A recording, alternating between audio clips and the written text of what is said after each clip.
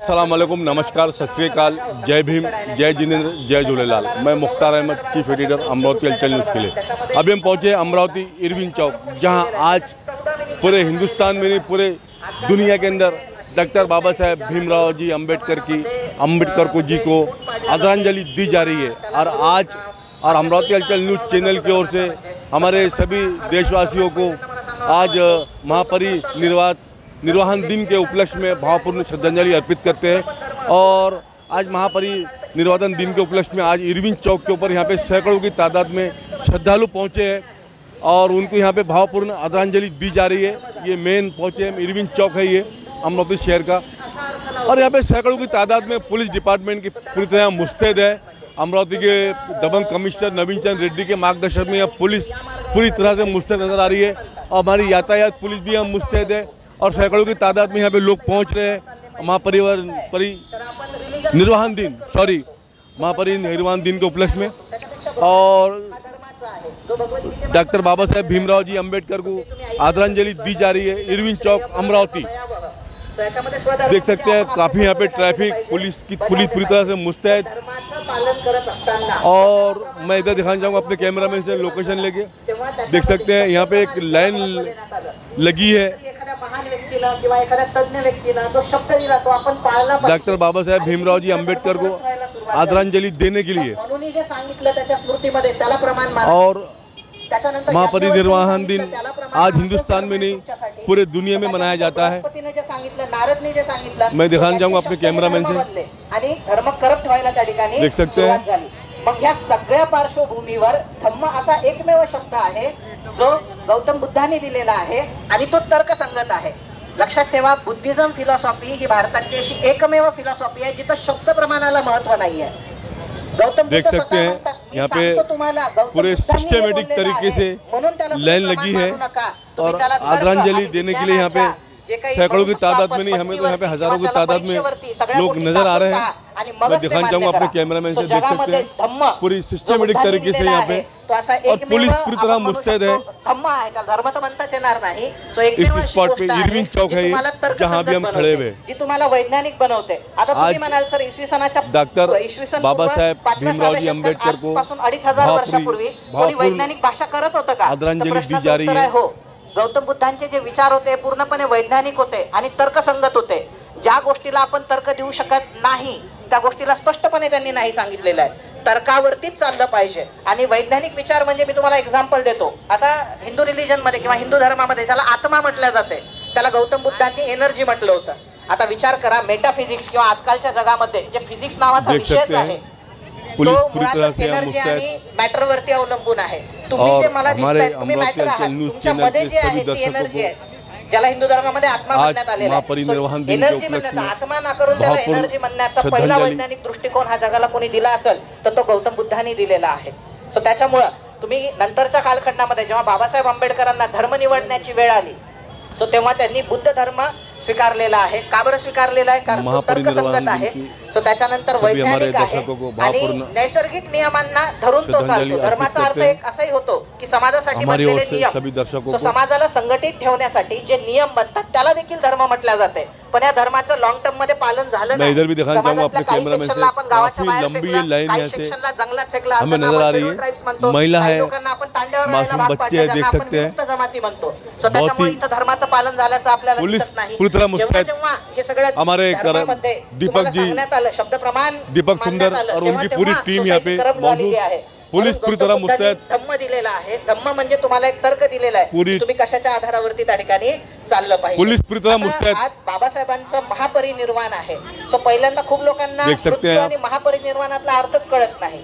So तुम्हाला त्याच्यातला basically earth कळाला और पाहिजे। अभी हम यहाँ से निकलने के बाद में चलते हैं यूनिवर्सिटी के आगे माडी रोड, जहाँ राष्ट्रीय जैन संगठन के उपाध्यक्ष और महाराष्ट्र प्रदेश के अध्यक्ष सुदर्शन जी जैन का प्रवचन है, वहाँ उनका प्रवचन शुरू होने वाला है। तो हम वहाँ की पूरी कवरेज लेके वो आप तक पहुँचाते हैं। कारण जगामध्ये जेवढं ज्ञानाला महत्व। हम जस्ट इरविन चौक से निकल के पहुँचे हैं मार्डी रोड यूनिवर्सिटी के आगे, जहां आज महापरिनिर्वाण दिन मनाया जा रहा है पूरे देश में और पूरे हिंदुस्तान के अंदर। और ये देख सकते हैं आप बौद्ध विहार, और जहां हमारे राष्ट्रीय जैन संगठन के उपाध्यक्ष सुदर्शन जी गांग और महाराष्ट्र प्रदेश के अध्यक्ष जैन संगठन के सुदर्शन भैया, उनके प्रवचन होने जा रहे हैं अंदर महापरिवहन दिन के उपलक्ष्य में। तो उसकी पूरी लोकेशन लेके हम वो आप तक पहुंचाते हैं। जीवनाला मध्यम मार्गाचा आविष्कार देणारे तथागत भगवान गौतम बुद्ध सबंध मानवाला न्याय हक्क मिळवून देणारे, तुम्हा सर्वांचे कैवारी उद्धार करते, महामानव विश्वरत्न बोधिसत्व डॉक्टर बाबासाहेब आंबेडकर यांची स्मृतीस आपणा सर्व उपस्थितांच्या वतीने मी हर्षल बनसोड त्रिवार वंदन करतोय। डॉक्टर बाबासाहेब आंबेडकर यांचे 67व्या महापरिनिर्वाण दिन करतो। त्याचप्रमाणे माननीय सुदर्शनजी गांग ज्येष्ठ समाजसेवक हे सुद्धा विचार मंचावर विराजमान झालेले आहेत, त्यांचे सुद्धा मी शब्द सुमनांनी स्वागत करतो। सर्व उपासक उपासिका हितचिंतक कार्यक्रमाचे अध्यक्ष महोदय, अतिथी माननीय सुदर्शनजी गांग, बंधू आणि भगिनींनो, सप्तम बुद्ध विहारी सर्वांचे मनपूर्वक स्वागत करताना मला आनंद होत आहे। मला बाबासाहेबांबद्दल म्हणावंसं वाटतंय, हे भीमराया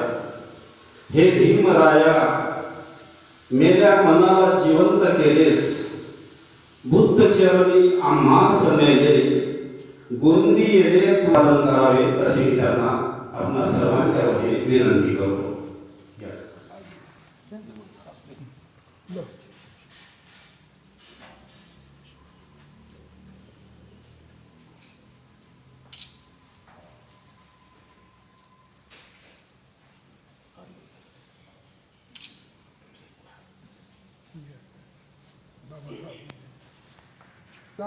प्रदीप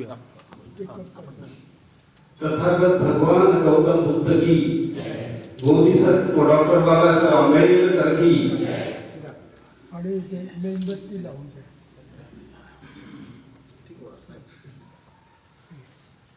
आदर्शाचे पूजन होत आहे, वंदन होत आहे। माझे मित्र आहेत, ते सुद्धा आलेले आहेत।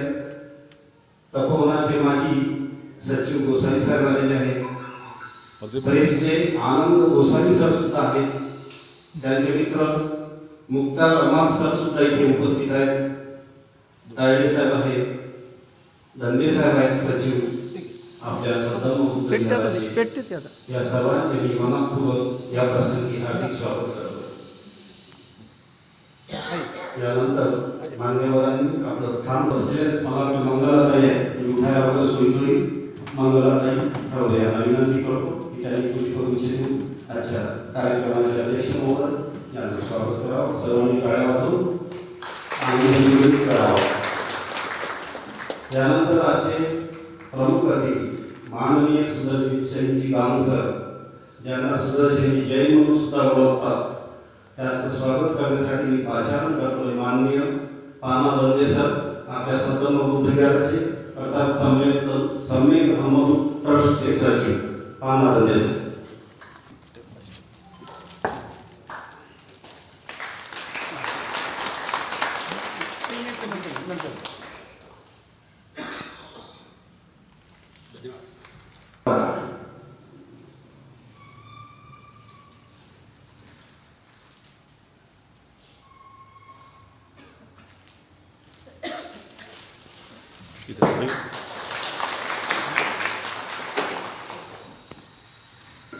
अतिथी सौजन्य सन्मान झाली, पदार्पर्यंत यांच्या मने नम्र झाली, मंगल हो इथे सकल जनांचे, प्रेमभरे स्वागत करू मान्यवरांचे।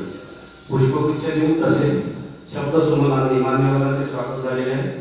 यानंतर आजच्या या प्रसंगाला अनुसरून प्रास्ताविक करण्यासाठी मी पाना दंडे सर यांना विनंती करतो की आजच्या या कार्यक्रमाचं प्रास्ताविक करावं। प्रास्ताविकातून आपल्या सत्तम विहाराची वाटचाल, समोरची जी बिल्डिंग होत आहे मेडिटेशन सेंटर, त्याबद्दलची सुद्धा माहितीचा आढावा आपल्या प्रास्ताविकातून घेतील धनंजय साहेब, अशी मी त्यांना विनंती करतो. परमपूज्य बोधिसत्व डॉक्टर बाबासाहेब आंबेडकर, महात्मा ज्योतिबा फुले, छत्रपती शाहू महाराज, श्री संत गाडगेबाबा, आजच्या या अभिवादन सभेचे अध्यक्ष आणि संत धर्मदूत ट्रस्टचे अध्यक्ष आणि या विहाराचे अध्यक्ष, आपल्या सर्वांच्या परिचयाचे मांडवदेव सर, आजच्या कार्यक्रमाला उपस्थित झालेले अखिल भारतीय जैन समाजाचे जैन संघटनेचे उपाध्यक्ष, ऑल इंडिया लेवलचे आणि या आपल्या बडनेर निवासी सर्व क्षेत्रात धडाडीने काम करणारे सुदर्शनजी जैन या ठिकाणी उपस्थित, या ठिकाणी दुसरे कार्यकर्ते आणि आदरणीय प्रदीपजी जैन, उपस्थित सर्व उपासक उपासिका बंधू आणि भगिनी. तसा आजचा दिवस हा आपल्यासाठी दुःखाचा आहे, कारण बाबासाहेब आपल्याकडून आजच्या दिवशी निघून गेले. जर बाबा झाले नसते तर या पद्धतीने समाजातील नाही, तर या देशामध्ये जी लोकशाही आहे त्या लोकशाहीचं काय झालं असतं बघा. बाबासाहेबांचे मानवतेवर फार मोठे उपकार आहे. सुदर्शनजी जैन साहेब आले, ते दुसरे आपले प्रदीप जैन आले, मी त्यांचं स्वागत करतो. शब्द सुरानं केलंच आहे आणि त्यांना या ठिकाणी आल्याबद्दल मी त्यांचं स्वागत करतो आणि आनंद व्यक्त करतो की या निमित्ताने आमच्या संस्थेला भेट दिली, आमच्या संस्थेचा परिचय जवळून झाला. बौद्ध समाजाला झाला पाहिजे, इतरकडे झाला पाहिजे. हा सर्वांचा देश आहे, काय कोणाला एकट्याचा देश नाही. बाबासाहेब सगळ्यांनी दिला आहे, त्या देशाचे संस्कृती आहे. आणि या ठिकाणी मी बाबासाहेबांना संस्थेचा आदरांजली व्यक्त करतो, अभिवादन करतो आणि माझे 2 शब्द सांगतो. जय भीम, जय भारत. माझ्या डोक्यात खूप दिवसाचं ही आयडिया होती की सरांना एक दिवस इथे बोलावं आणि हा योगायोग आला. मग आम्ही मांडवकर सरांना कन्व्हिन्स केलं. पण सुदर्शन सरांबद्दलची जी माहिती आहे, परिचय देणं मी माझं थोडं कर्तव्य समजतो. कारण की आपण इथे सत्तम बुद्ध विहाराला मार्गदर्शन करण्यासाठी सरांना का बोलावं. आणि माझ्यासाठी हा मोठा प्रश्न होता की सरांचा बायोडाटा म्हणा की त्यांचा परिचय कसा तयार करावा. ज्याप्रमाणे आता इथे दोनपांडे साहेब बसलेले आहेत, त्यांच्या संस्थेच्या वतीने एक मोठा प्रोग्राम घेतला आता 26 तारखेला. तर त्या कार्यक्रमामध्ये जीवन गौरव पुरस्कार जसा आपण सरांना दिला मांडवकर सरांना, तसाच मामा देशमुखांना दिला. मग मला नितीन भाऊंनी सांगितलं की तुम्हाला मामा देशमुखांचं मानपत्र तयार करायचं आहे. आणि मी तर एक रात्रभर सारखा विचार करत राहिलो, एवढी मोठी हस्ती त्यांचं मानपत्र तयार करणं. पण एकदा सुरुवात केल्यावर 1 ते 1.5 तासात ते तयार झालं आणि आम्ही त्यांच्या घरी जाऊन त्यांचा सत्कार केला. त्यांना आमचे शब्द पण खूप आवडले मानपत्रात. तसाच हा प्रश्न माझ्यासाठी होता जेव्हा सरांकडे 2 ते 3 दिवसापूर्वी गेलो आणि अगदी स्माइलिंग फेस त्यांनी आम्हाला उभा केला. धनंजय सरांना मी जेव्हा गेलो, रश्मी साहेब पण सोबत होते. तर मी त्यांचा थोडक्यात परिचय करून देतो आहे. सर, सुदर्शनजी जैन सर, आपण भगवान महावीराचे सच्चे उपासक. अध्यात्माची आपल्याला अत्यंत आवड आहे. सुसंस्कृतपणा, मृदुभाषी व शांत स्वभावाचे धनी असून ज्येष्ठ समाजसेवक, आंबेडकरी विचारवंत आपण आहात. त्यामुळे सर्वसामान्यांचे नायक म्हणून आपली लोकप्रियता संबंध महाराष्ट्रात व भारताच्या दिल्लीपर्यंत झाले. लोकप्रियता सरांची. भगवान महावीर, भगवान गौतम बुद्ध व संत गाडगेबाबा यांची दशसूत्री या सर्व तत्वज्ञानाचे अवतार प्रणालीचे अभ्यासक आणि फॉलोअर सुद्धा आपण आहात सर. सर्व स्तरातील व समाजातील गरजूंचे उद्धार करता. अंध, अपंग, कुष्ठरोगी, वंचित, पीडित, आदिवासी, मध्यवर्ती कारागृहातील बांधव, तळागाळातील तसेच रणरेगांच्या दातांना आपली ख्याती आहे सर. प्रसंगी अनेक अपंगास तीन चाकी गाड्या, गरजू महिलांना शिवणयंत्र, विद्यार्थ्यांना गणवेश, शैक्षणिक साहित्य उपलब्ध करून देण्यात आपला सिंहाचा वाटा आहे सर. आपण स्वतः 15 पेक्षा जास्त वेळा रक्तदान केलेले आहे आणि वेळ प्रसंगी ज्यांना रक्ताची आवश्यकता असेल स्वतः धावत जाऊन टीम तयार करून अनेकदा आपण रक्तदानाची व्यवस्था करून दिलेली आहे. हे निकम सरांनी सुद्धा एका भाषणात आवर्जून सांगितलेले आहे. आपण गरजू व्यक्तींना मदत करताना कधीही जात, पात, धर्म, पंथ याचा किंवा विचार केला नाही. लहानपणी हलाखीची परिस्थिती आपली होती. आपल्या चर्चेतून आम्हाला पडलेला जेव्हा आपल्याकडे चर्चा झाली तेव्हा लक्षात आलं. त्यामुळे आपण 1975 मायन्सवेल विद्यालय घडलेला येथे एका ज्युनियर क्लार्कची नोकरी पत्करली. परंतु महात्मा गांधी, डॉक्टर बाबासाहेब आंबेडकर यांच्या विचाराने प्रेरित होऊन आपण हेड क्लार्कपर्यंत प्रमोशन घेतलं. तरी सुद्धा हेड क्लार्कची नोकरीचा राजीनामा दिला आणि स्वतःचा व्यवसाय सुरू करून सामाजिक कार्यात स्वतःला झोकून दिले. मेळघाट परिसरात कोर्टूंसाठी विशेष परिश्रम घेऊन तब्बल 328 विद्यार्थ्यांना आपण पुण्यासारख्या ठिकाणी शिक्षणाचं माहेर, विद्येचं माहेर, त्या ठिकाणी अनेक विद्यार्थी घडले. आज चांगल्या पदावर आहेत. त्यांनी तर एक टीम तयार केली सरांच्या जीवनावर. कोणी डॉक्टर आहे, कोणी इंजिनियर आहे. एवढं मोठं सरांचं एक कार्य आहे. जनसामान्यात राहून अनेक कल्याणकारी योजना राबविणारा अजात शत्रू असं आपलं व्यक्तिमत्व आहे. शेती व्यवसाय, शेतकरी व शेतमजूर हा आपला आवडता विषय आहे. त्यामुळेच अमीर खानच्या पाणी फाउंडेशन संकल्पनेत भरभरून योगदान आपण दिलेलं आहे सर. पानगळे शेतकरी निर्मिती, आर्थिक व शारीरिक योगदान देऊन संपूर्ण महाराष्ट्रात नावलौकिक केलेलं आहे. सर, आपण संविधानाचे खरे अभ्यासक आहात. त्यामुळे आपणास अनेक ठिकाणी संविधानावर व्याख्यान देण्यासाठी बोलापाचारण केलेलं आहे. संत गाडगे बाबा अमरावती विद्यापीठाच्या वतीने आपणास 5ही जिल्ह्यात NSSच्या माध्यमातून व्याख्यानाला आवर्जून बोलावलं जातं.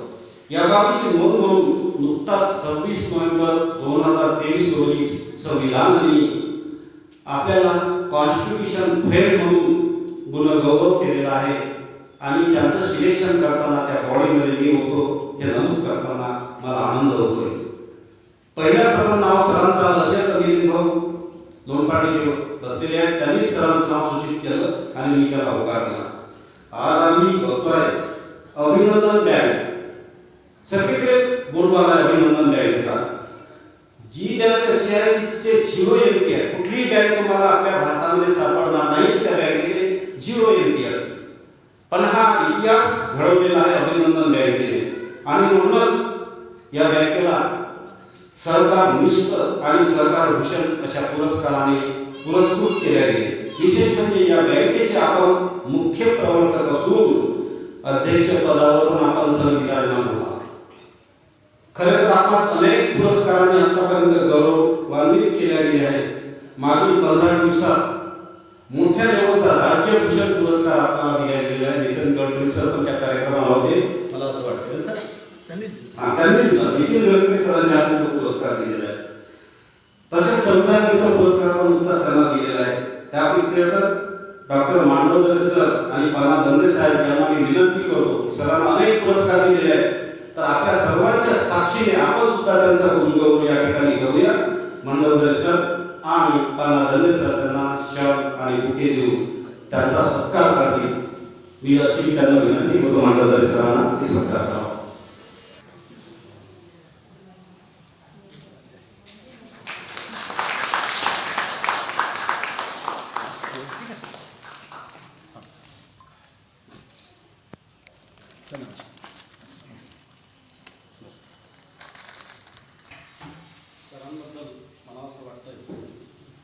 इच्छा हो अगर तो पत्थर भी निकल जाया करते हैं, इच्छा हो अगर तो पत्थर भी पिघल जाया करते थे, कुछ ही लोग होते हैं ऐसे जो इतिहास रचाया करते हैं.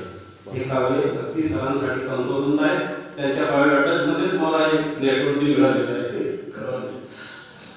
साधी आणि उच्च विचारसरणी व सर्व संपन्न व्यक्तिमत्वाचे धनी अर्थात सुदर्शन निगाम सर आज संपन्न बुद्ध विहाराच्या विचार मंचावर विराजमान झालेले आहेत. सर आपली वक्तृत्व शैली पण अत्यंत उत्तम आहे. मराठीवर आपलं प्रभुत्व आहे. आपल्या विचार धर्मापासून बोध घेण्यास येथे उपस्थित उपासक उपासिका व इतर चिंतक वर्ग आतुर झालेला आहे. आपण आपल्या मौलिक विचारधनाने आम्हास मार्गदर्शन करावे असे मी आपणा सर्वांच्या वतीने विनंती करतो. धन्यवाद सर. महात्मा यांच्या सम्यक उपदेशामुळे आमच्या सर्वांच्या जीवनाला योग्य अशी दिशा लागली. अशा तथागत भगवान बुद्ध यांना चषक वंदन करतो. मंचिकावर उपस्थित या कार्यक्रमाचे अध्यक्ष आदरणीय सुरेंद्रजी खांडेकर सर, आमचे मित्र हर्षदजी बनसोड, आमच्यासोबत आलेले प्रदीपजी जैन, येथील सचिव दंदे सर, उपस्थित धर्मप्रेमी श्रावक श्राविका, आजचा हा दिवस 6 डिसेंबर त्याला आपण परिनिर्वाण महापरिनिर्वाण दिवस आपण संबोधतो. आपल्याला निर्वाण महापरिनिर्वाण या शब्दाला जर समजून घ्यायचं असेल तर आपल्याला खूप खुला आपल्याला जन्म म्हणजे आमचे जर कर्म छान असतील एका वेळेस पुन्हा मनुष्य जन्म मिळेल किंवा 84 योनी आपण ज्याला म्हणतो कोणतं तरी आपल्याला जन्म मिळेल. पण जेव्हा निर्माण होतं तेव्हा मग जन्ममरण जे आहेत ते सर्व संपून जाते. ती अवस्था कशी आहे त्याला आपण सिद्ध आणि बुद्ध अवस्था. त्याच्यानंतर मग त्यांचा जन्म आहे. भौतिकतेशी त्यांचा काही संबंध नाही. असं हे निर्माण जे बुद्धांचं झालं होतं तसंच निर्माण बाबासाहेबांचं झालं असं आपण मानतो आणि त्याला महापरिनिर्वाण का म्हणून आपण बाबासाहेबांचं इतकं असं व्यक्तित्व जे आहे ते हजारो वर्षामध्ये एक येतं. मला असं वाटतं माझ्या मनात जे आहे लोकांना जे असेल ते सांगते की मागच्या 1000 वर्ष त्याला खूप वाचलं बाबासाहेब. माझ्याकडे जी लायब्ररी आहे हजारो पुस्तकं आहे. जेव्हा जेव्हा बाबासाहेबांना जसं वाचतो तसं त्या व्यक्तित्वाच्या संदर्भामध्ये आपला आदर खूप वाढतो. कहते की तुझ्या व्यक्ती ते व्यक्तित्व तू होती. एक व्यक्तित्व त्याने निर्माण केलं आणि त्या व्यक्तित्वाने अनेक लोकांचं व्यक्तित्व निर्माण करून दिलं असं बाबासाहेब. आता हे सर्वांना कल्पना आहे की त्यांचा जन्म 14 एप्रिल 1891 झाला आहे. त्यांनी बुद्ध धर्माची दीक्षा घेतली हे सर्वांना माहीत आहे. पूर्ण हे स्टॅटिस्टिकल आहे. पण त्यांचं जे कर्तृत्व आहे त्यांचं जे नेतृत्व आहे ते खूप संदेश देणार आहे. त्यांच्या प्रत्येक कृतीतून काहीतरी संदेश मिळतात. मी एक मध्य प्रदेशामध्ये कोणी लिहिलेलं एक पुस्तक वाचत होतो सकपाल म्हणून जे त्यांचं जीवनचरित्र मी वाचलं तेव्हा काय काय अन्याय होऊ शकतं याची कल्पना न केली पाहिजे. या सर्व अन्याय अपमानाला सामोरं जाऊन जेव्हा आपल्या हातामध्ये शक्ती येते त्यावेळेस मराठीमध्ये जर म्हणायचं असेल तर लोकांच्या जीवनामध्ये त्यांनी सूर बघा नाही कसं होऊन दिला आपल्या महाराष्ट्रामध्ये आणि गोव्यामध्ये सुद्धा चालतो आहे. म्हणजे इंग्रजी शाळांमध्ये सुद्धा तो कोर्स चालू आहे.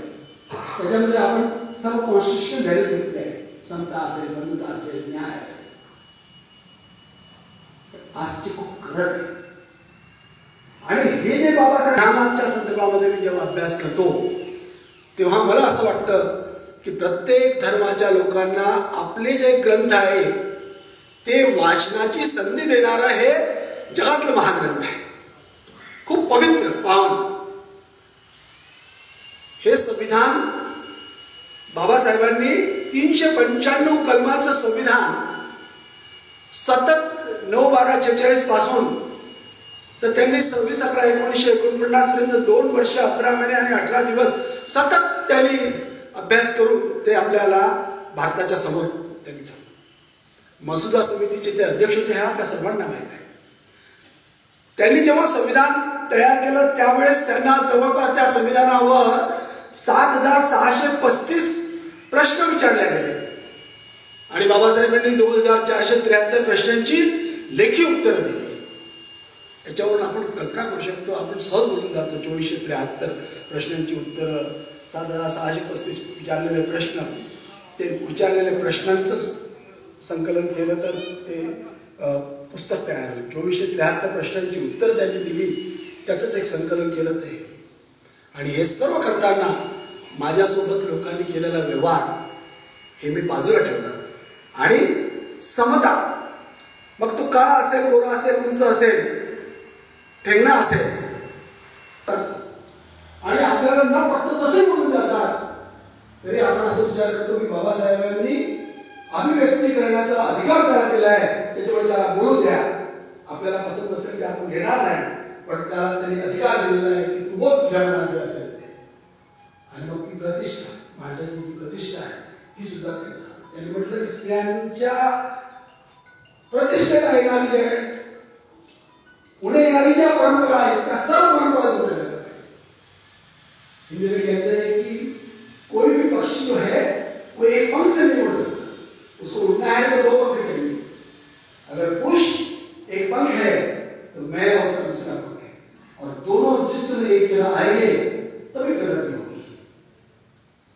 तरी जीवसृष्टीसोबत आता बाबासाहेबांच्या अध्ययनावर आणि त्यांच्या अभ्यासावर एका श्वासात बोलता येणार नाही इतक्या त्यांनी डिग्रीज घेतली आहे. त्यांना जर आज जर बाबासाहेब असते, आता जवळपास 132 वर्ष मला वाटतं पूर्ण होत आहे, म्हणजे आपण जर 91 आणि आता 23 झाले 132 वर्ष. आज जर आपल्याला राष्ट्रपती हवा असेल तर बाबासाहेब 1 नंबरवर आले असते. आज आपल्याला पंतप्रधान हवा असेल तर बाबासाहेब 1 नंबरवर आले असते. पण त्याच्यापेक्षा सर्वांच्या मनामध्ये त्यांनी जे स्थान निर्माण केलं ते सर्वात महत्त्वाचं. आणि हे सर्व स्थान त्यांनी आपल्या मनात निर्माण केलेलं आहे. त्याच्याकरता प्रज्ञाशील आणि करुणा भगवान बुद्धांचं जीवन. एका सभेमध्ये मी असताना एक मुस्लिम व्यक्ती म्हणाला की जिनके जीवन में आ गए बुद्ध उनके समाप्त हो गए सारे युद्ध. मला खूप ते आवडलं. आणि बुद्धाचा मी बुद्धांचा अभ्यास करतो तसं दिसतं की दुःख आहे मनुष्याच्या जीवनामध्ये, भौतिकतेमध्ये असताना या संसारामध्ये संसार शब्दात सार आहे पण संसारात सार नाही. तेव्हा ते दुःख आहे. माझा एक अनुभव होतो असा की जितक्या सुविधा मिळतात तितकं दुःख वाढतं. तुम्ही एकदा भरपूर सुविधा आपल्या घरामध्ये असतील आणि खूप मोठं घर असेल तर त्याला स्वच्छ करण्याची सुद्धा हे होणार. त्याच्यामुळे भौतिकतेकडे जाताना अध्यात्माकडे आपल्याला कसं जाता येईल. आणि मला एकीकडे जैनिझम, एकीकडे बुद्धिझम आणि हिंदुइझम, मग एकूण असं विचार केला की आपल्याला जी काही धर्म असतील, मायनॉरिटीमध्ये 6 धर्म आपले आलेले आहेत. बुद्ध असेल, जैन असेल, पारसी असेल, ईसाई असेल, शीख असेल, अशा सर्व धर्मांचा थोडं अभ्यास करून एक तक्ताच तयार केला. 100 पॉईंटवर एक तक्ता तयार केला की प्रत्येक धर्मांचं काय वैशिष्ट्य आहे, त्यांचे जनक कोण आहेत, त्यांच्या मनात किती म्हणीच्या असतील, त्यांचे काय विचार आहे, त्यांचे स्लोगन्स काय आहे, ते जन्माला मृत्यूला मानतात की नाही मानतात, असं पूर्ण एक हे तयार केलं. आणि जेव्हा आपण बुद्धांचं जे आर्य वाक्य असेल आणि कोणी दुसरा आला तर त्याला तो चतकोर तरी देईल. मनुष्य जर एक जीव जरी श्वान आला तरी एक चतकोर देईल. म्हणजे तिकडे खूप अमीरी, त्याला भरपूर जपून द्यायचं आहे, इकडे खूप गरिबी, पण त्याला वाटतं की काहीतरी द्यायला पाहिजे. ही जी शिकवण आहे, दया, माया, अहिंसा, करुणा. आणि म्हणून म्हणतात की कर्म जो है वो शब्दों में नहीं, करुणा शब्दों में नहीं, कर्म में. भगवान म्हणतात की जी करुणा आहे ते असं बोलून नाही होणार. एखाद्याला तुम्ही मदत केल्यानंतर लोकांना खूप तुम्ही गाजावाजा केला, ती मदत. आणि कोरोनाने आपल्याला एक शिकवलं, कोणाला मदत करायची असेल ना तर या हाताने दिलं, दानाने जे असते ना एका हाताने दिलं दुसऱ्या हाताला सुद्धा कल्पना येऊ नये. आम्ही कोरोनामध्ये केलेल्या कामाच्या संदर्भामध्ये ठरवलं होतं की कोणत्याही दृष्टीने या कामाला प्रसिद्धी मिळाली नको, कारण हे जे काम आहे ते आपलं कर्तव्य आहे, आपली जबाबदारी आहे.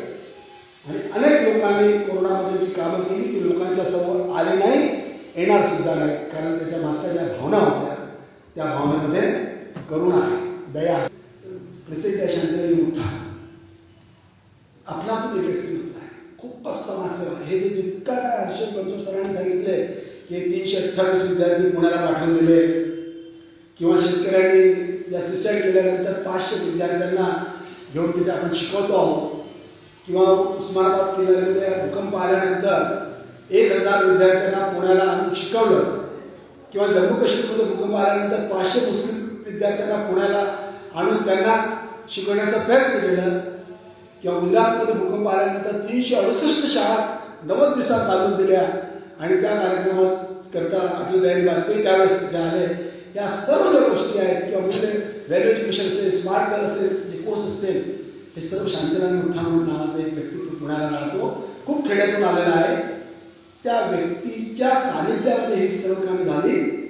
आपण काहीच केलं नाही. ज्याला असं वाटतं की मी केलं, मला असं दिसतं की हमने कुछ लेकर ही नहीं आए, हम कहाँ कुछ लेकर आए, तो फिर हम देंगे कहाँ से?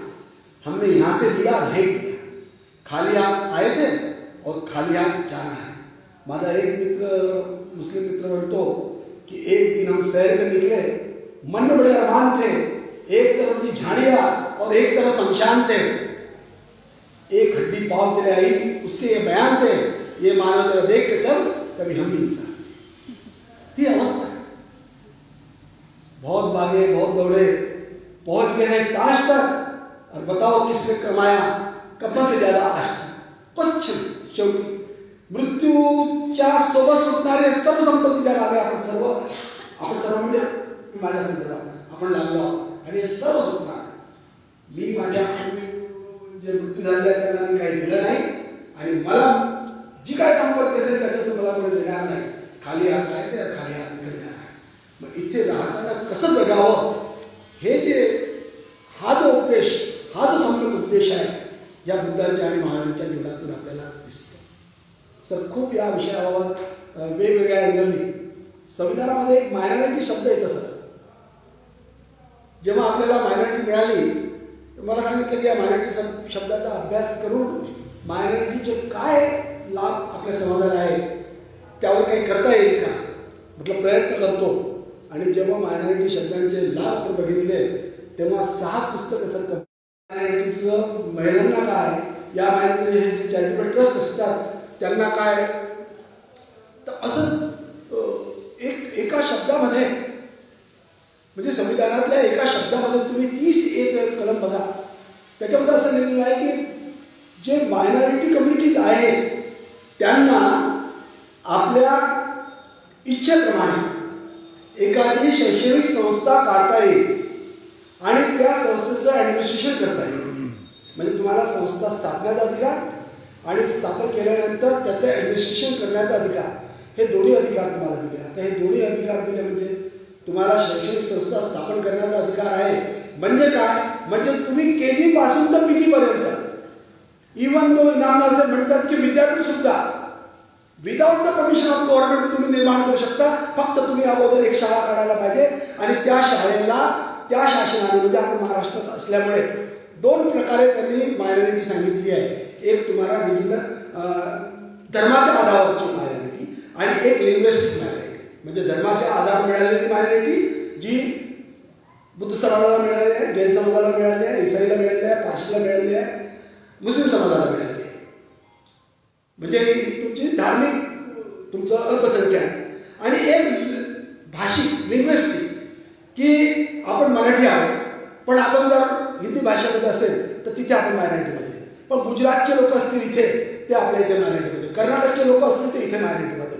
तर अशीही मायनॉरिटीची मंडळी असेल किंवा रिलिजियस आधारावरची मंडळी आहे, त्यांच्या 11 ट्रस्टी जर एकत्र आले आणि त्याच्यामध्ये 6 ट्रस्टी जर मायनॉरिटी कम्युनिटीचे असतील स्थापन करताना आणि शाळा काढताना, आणि त्यांनी एक शाळा काढली असेल आणि त्यांना जर त्या गव्हर्नमेंटनी मायनॉरिटीचं स्टेटस दिलं असेल, समजा मी एक शाळा काढली आणि त्या शाळा काढल्यानंतर महाराष्ट्र गव्हर्नमेंटला स्टेटस दिलं मायनॉरिटी स्टेटस, तर मला तो अधिकार दिला त्यांनी की आता me without the permission of government मला हवी असलेली शाळा कॉलेज इनामदार त्या पद्धतीने विद्यापीठ सुद्धा मी काढू शकतो. इतके अधिकार एका मायनॉरिटी शब्दामध्ये दिले आणि ते आपल्याला कुठून मिळतात तर ते आपल्याला संविधानामध्ये मिळतात. ते अधिकार आपल्याला संविधानाने दिलेले आहेत. आम्ही 3 तासाचा एक कार्यक्रम तयार केला आहे.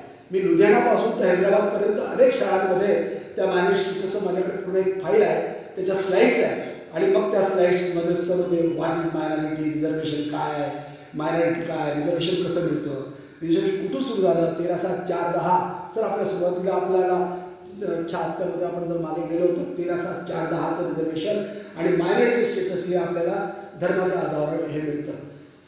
अशा अनेक गोष्टी त्याच्यामधून आपण एखाद वेळेस कधी तो प्रसंग आला किंवा कुठे अमरावतीला कार्यक्रम झाला तर अवश्य जवळपास 2.5-3 तासामध्ये प्रश्न उत्तर करून आपण तो कार्यक्रम पूर्ण करतो.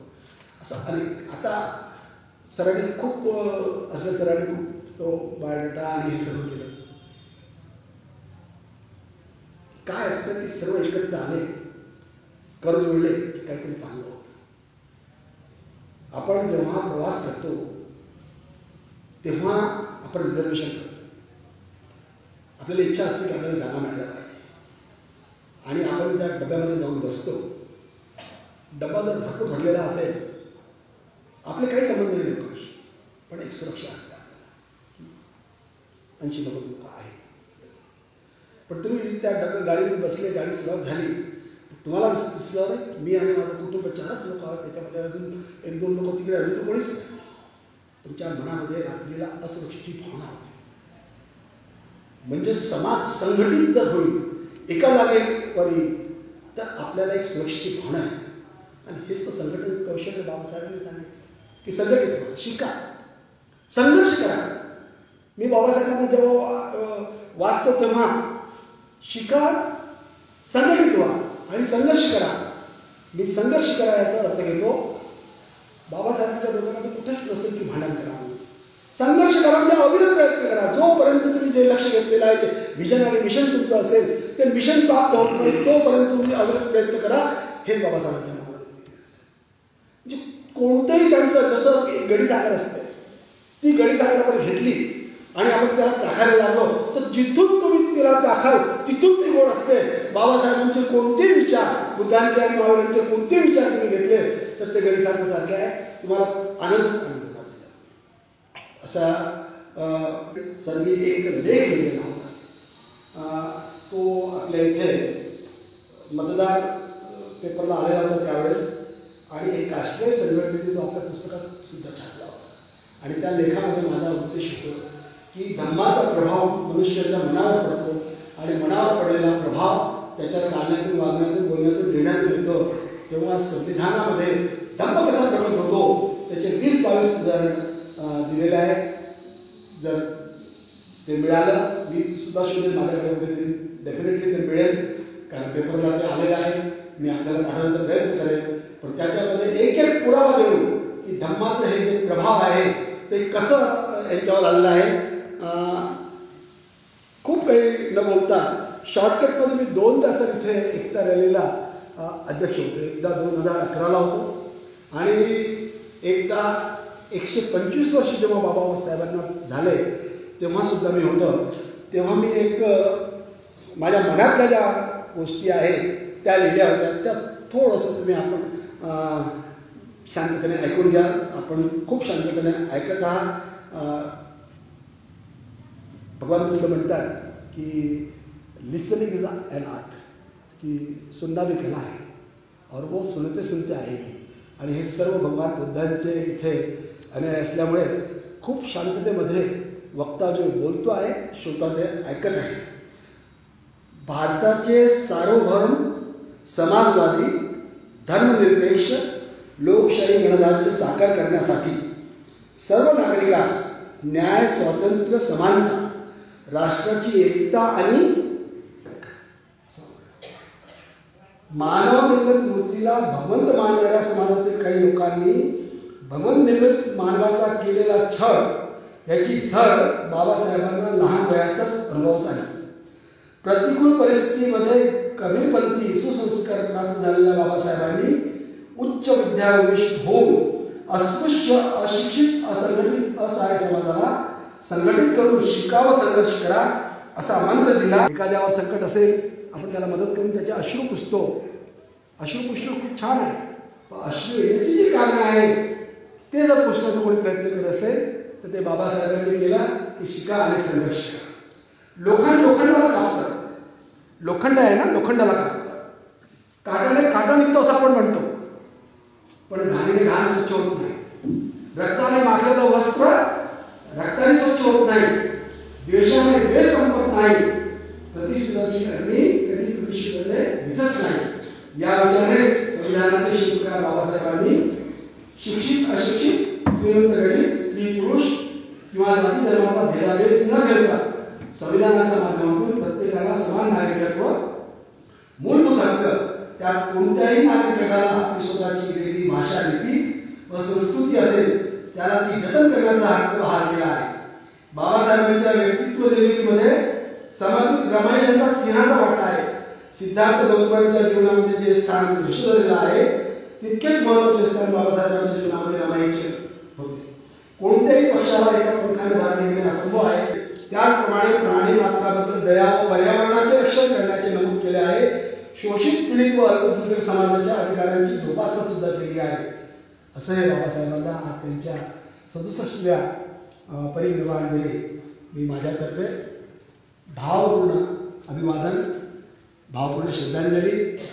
आणि बाबा आपले जे विचार आहेत सतत मनात ठेवत राहू आणि आमच्याकडून जे काय घडेल ते आपलं जे मिशन होतं, आपलं जे उद्देश होतं आणि आपल्याला जी अपेक्षा होती की माणसाने असं एक पुन्हा एक संकल्प आणि आपल्या सर्वच्या गटामध्ये बसलेल्या भगवान तथागत बुद्धांना आणि बाबासाहेबांना प्रणाम.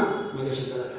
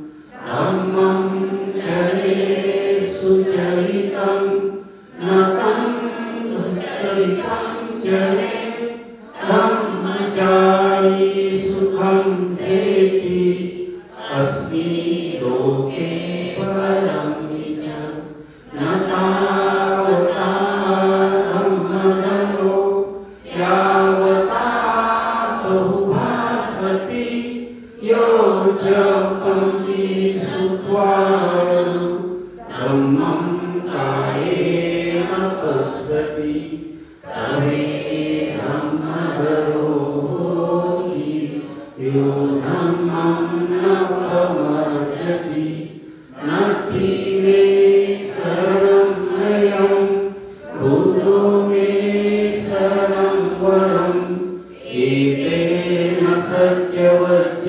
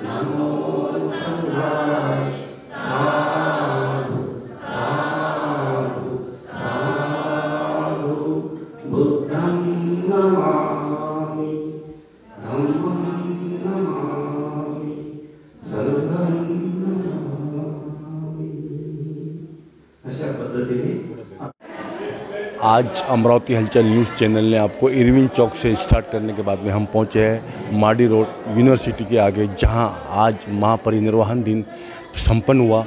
और मेरे साथ में जुड़ रहे हैं राष्ट्रीय जैन संगठन के उपाध्यक्ष और महाराष्ट्र प्रदेश के अध्यक्ष सुदर्शन जी गांग। मैं चाहूँगा भैया, आज बहुत दुख का दिन है और महापरिनिर्वाण दिन पूरे हिंदुस्तान में, दुनिया में मनाया जाता है। इसके उपलक्ष्य में आप यहाँ पे गेस्ट थे, आपका स्पीच हमने रिकॉर्डिंग की, वो सब जनता तक पहुँचेंगे जो आपने आज संदेश दिया बाबा साहेब के बारे में, गौतम बुद्ध जी के बारे में। तो मैं चाहूँगा हमारे न्यूज़ चैनल के माध्यम से आज महापरिनिर्वाण दिन के उपलक्ष्य में हमारे शहर वासियों को, भंडारा वासियों को और देशवासियों को संक्षेप में 2 शब्द। आज 67 वर्ष हो गए बाबा साहब हमारे बीच में से।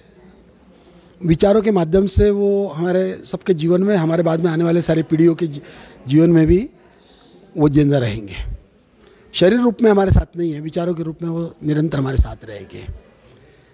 उनके जीवन में मध्यम मार्ग, भगवान बुद्ध का जो मध्यम मार्ग था, मिडल वे, वो उन्होंने स्वीकार किया था। और वो संविधान में जगह जगह पर वो हमको समझ में आता है कि इन्होंने मध्यम मार्ग को स्वीकार किया है। हम लोग अगर ब्रिटेन में देखें तो वहाँ संसद ही हमको सर्वोच्च नजर आती है। हम लोग अगर अमेरिका को देखें तो ऐसा लगता है कि सुप्रीम कोर्ट ही वहाँ का जो है वही सर्वोच्च है। पर भारत में जब हम लोग देखते हैं तो कभी हमको संसद सर्वोच्च लगती है, कभी हमको सुप्रीम कोर्ट सर्वोच्च लगता है। और बाबा साहब ने सर्वोच्चता दी है, सॉवरेन पावर जो दी है वो पब्लिक के हाथ में दी है। संविधान सर्वोच्च है। सुप्रीम कोर्ट डिसाइड करता है कि संविधान क्या है, संसद नहीं डिसाइड करती कि संविधान में बदल करने का अधिकार भले ही संसद को है, पर बाबा साहब ने जो मूलभूत अधिकार दिए, फंडामेंटल राइट्स जो दिए है, उस राइट्स को अगर छेड़छाड़ करने की किसी भी गवर्नमेंट ने कोशिश की, चाहे वो गवर्नमेंट बहुमत में हो, 2/3 बहुमत से हो या 450 से भी ज़्यादा हो, तो सुप्रीम कोर्ट रोक देता है उस विषय को। और कोई ऐसा निर्णय, सामाजिक निर्णय है कि सुप्रीम कोर्ट ने कोई ऐसा निर्णय दिया हो और संसद को अगर बदल करना हो, तो हम लोग, आपको पता ही है कि शाहबानों के प्रकरण में सुप्रीम कोर्ट का एक निर्णय आया था, संसद ने आकर उस निर्णय को बदल दिया। इसका मतलब उस समय संसद सर्वोच्च थी। तो इसलिए ये जो घटना है, ये बहुत ही सुंदर घटना है, बहुत संतुलित घटना है। और मेरा ये प्रयास है, मैं सब जगह बात रखता हूँ, आज बहुत सारा विषय थे इसलिए मैं वो विषय पर आया नहीं, कि पूरे विश्व में अगर किसी एक घटना को अगर स्वीकार करना है डेमोक्रेसी के लिए, सबसे पहले तो सरकार चलाने की सबसे सुंदर पद्धति जो भगवान बुद्ध और महावीर के समय भी थी, वो डेमोक्रेसी थी। और आज उसको ही हमने स्वीकार किया है। तो पूरे देश में अगर कोई अगर अच्छी पद्धति है तो वो डेमोक्रेसी है। और डेमोक्रेसी के लिए अगर बढ़िया संविधान चाहिए तो भारत का संविधान पूरे देश में ग्लोबल हो सकता है, ऐसा मेरा मानना है। तो आज उनका जो त्याग है, उनकी जो जिस समय उन घटना लिखी गई उस समय उनकी तबीयत, वो सारी स्थितियाँ देखते समय ऐसा लगता है कि उनके अनंत उपकार भारतवर्ष में है। भारत की अगर एकता बनी है, अभी आप अमेरिका में देखोगे तो वहाँ पे 50 राज्य के 50 संविधान अलग है। भारत ने एक ही संविधान में इतने सारे राज्यों को जोड़ के रखा है और उस राज्यों को उनके एरिया में अपने अधिकार है, वो स्टेट जो है उनका अस्तित्व है, वो अपने भारतवर्ष में सेंट्रल के पिछलग्गू नहीं है या वो ग्रह तारे नहीं है, उनका अपना इम्पोर्टेंट है। पर देश की सुरक्षा का विषय होगा और कोई विषय हो गए, उस समय सेंट्रल को जो पावर है वो फिर स्टेट को नहीं है।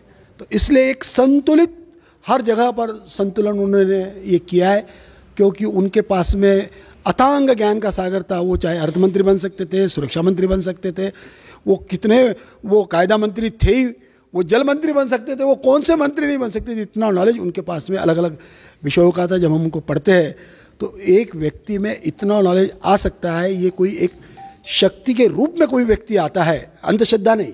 उन्होंने अज्ञान और अंधश्रद्धा का हर समय विरोध किया है उन्होंने, तो हमारी भी अंधश्रद्धा और अज्ञान नहीं। पर जब उनको पढ़ते हैं तो ऐसा लगता है कि उन्होंने अपने बुद्धि के प्रयोग किए। और वो आइंस्टाइन जैसा बोलता है कि सृजनशीलता, तो वो सृजनशीलता उनमें थी, नई नई बातें उन्होंने की। और इस देश को अनेक वर्ष, हजारों वर्ष इस देश को सब अलग भाषा, अलग पहराव, अलग खान पान, अलग ये सारा, उसके साथ में भी हम सब एक जगह रहेंगे। ये पूरा विश्वास आज का जो संविधान है। और संविधान, बहुत सारे लोगों को शंका होती है कि संविधान बदल दिया जाएगा। मुझे पूरा बाबा साहब में विश्वास है कि बाबा साहब के संविधान में अमेंडमेंट हो सकती है। वो अमेंडमेंट करने का अधिकार उन्होंने ही दिया है, 100 से ज़्यादा अमेंडमेंट उन्होंने किया भी है। तो अमेंडमेंट हो सकती है, पर संविधान को कोई बदलेगा नहीं। और सबको पता है कि अगर संविधान को बदलने की कोशिश की गई तो सुप्रीम कोर्ट जो है मूलभूत अधिकारों का हनन होने देगा नहीं। इस तरह का संतुलित है और मेरा पूरा विश्वास है कि कोई भी सरकार जो हो वो अमेंडमेंट करती रहेगी जो अधिकार बाबा साहब ने दिया है, पर संविधान से कोई भी गवर्नमेंट आने वाली, आज की गवर्नमेंट तो बिल्कुल नहीं करेगी, आने वाले समय में भी किसी की इच्छा भी रही तो संविधान के साथ छेड़छाड़ नहीं हो सकती, ऐसा मेरा पूरा विश्वास है। धन्यवाद, थैंक यू। ये थे राष्ट्रीय जैन संगठन के उपाध्यक्ष सुदर्शन जी गांग और महाराष्ट्र प्रदेश के अध्यक्ष जैन संगठन के, और हमने पूरी लोकेशन आप तक पहुंचाई है। अमरावती हलचल न्यूज़ चैनल सभी त्यौहार, सभी फेस्टिवल को बहुत ही रिस्पॉन्स देता है और सभी की लोकेशन आप तक पहुंचाता है। और हमारे चैनल देखने वाले चैनल को सब्सक्राइब कीजिए, लाइक कीजिए, शेयर कीजिए, बेल आइकन दबाना हरगिज़ ना भूलिए। इसी के साथ में मुख्तार अहमद, अमरावती हलचल न्यूज़ के लिए, कैमरामैन आनंद गोसावी के साथ, जय हिंद, जय महाराष्ट्र।